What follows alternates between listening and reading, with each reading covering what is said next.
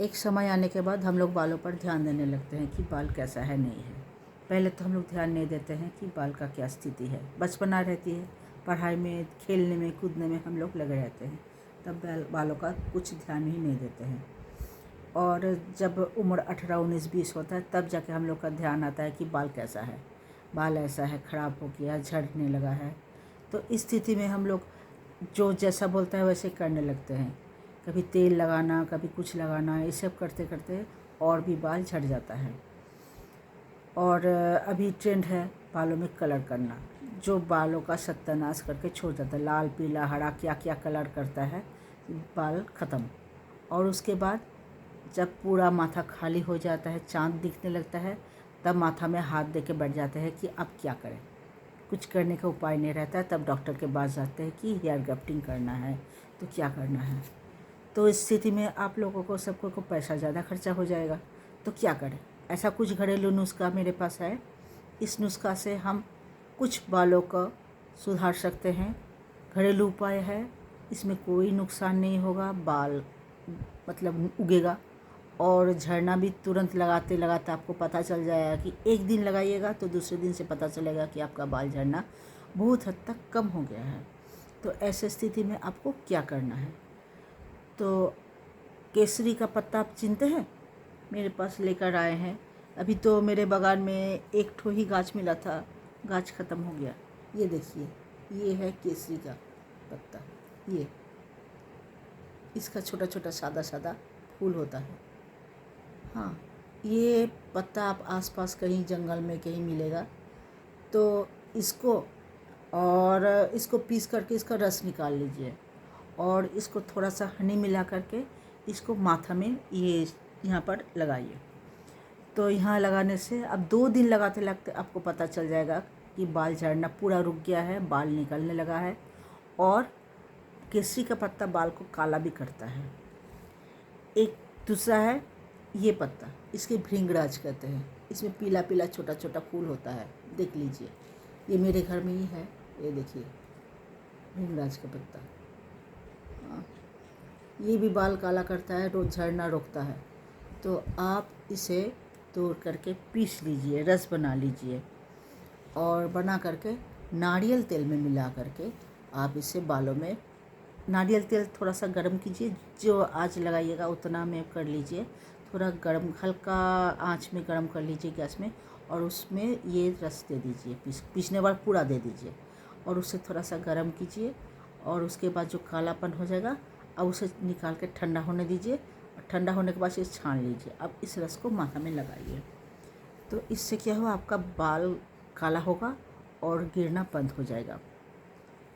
और तीसरा, बड़ पत्ता चिनते हैं, बड़ पीपल, तो वही बड़ पत्ता 2-4 ले लीजिएगा, धो करके उसका छोटा छोटा टुकड़ा कर लीजिएगा। और तीसी मतलब अलसी के तेल में इसको भूनना है, मतलब उसको भूनना है अलसी के तेल में। भून करके उस तेल को ठंडा होने दीजिए, जब वो कालापन आ जाए ठंडा होने दीजिए और उसको छान करके आप माथा में लगाइए। इससे आपका बाल झड़ना कम हो जाएगा और नया बाल उगेगा। और चौथा है गुड़हल का फूल, चिनते होंगे। गुड़हल का फूल 2-4 ले लीजिए और उसका पत्ता भी थोड़ा ले लीजिए और उसको पीस करके ऐसे गोटा देने से भी चलेगा, लेकिन इसका रस अंदर तक जाना चाहिए, इसलिए गुड़हल का फूल और पत्ता पीस लीजिए, उसका रस निकाल लीजिए, उसमें थोड़ा सा हनी मिलाइए। हाँ, 2 बूंद नाक में डालिए, इससे क्या होगा, बाल काला होगा और बाकी जो रहेगा वो अपना जड़ में लगाइए, बाल में। नाक में देने से आपका बाल एक एक बूंद, इसमें एक बूंद, इसमें एक बूंद देने से क्या होगा, आपका बाल सफ़ेद बाल काला होगा और माथा में देने से जो बाल झड़ रहा है वो रुक जाएगा, धीरे धीरे नया बाल उगेगा।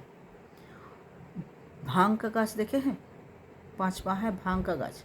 हाँ, भांग का कुछ पत्ता ले लीजिए, उसको पीस लीजिए और उसको क्या कीजिए, नारियल तेल हल्का गरम कीजिए धीमे आंच में और उसमें ये पत्ता दे दीजिए।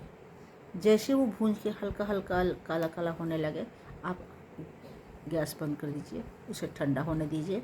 फिर उसे आप क्या कीजिए, छान करके रख लीजिए, इसे आप माथा में लगाइए, तो आपका बाल झड़ना रुकेगा और नया बाल उगने में आपको सहायता करेगा। बीच बीच में जब आप माथा घसीएगा, आपका रूसी हो सकता है, तो नीम का पत्ता को सिझा के पानी रखिए, उसमें लास्ट जो आप धोते हैं नीम का पत्ता से धोइए, तो आपका सर में अगर रूसी है, एलर्जी है, कुछ है, वो नीम का पत्ता से ख़त्म हो जाएगा। आपका खुजली हो रहा है माथा में, तो वो भी ठीक हो जाएगा।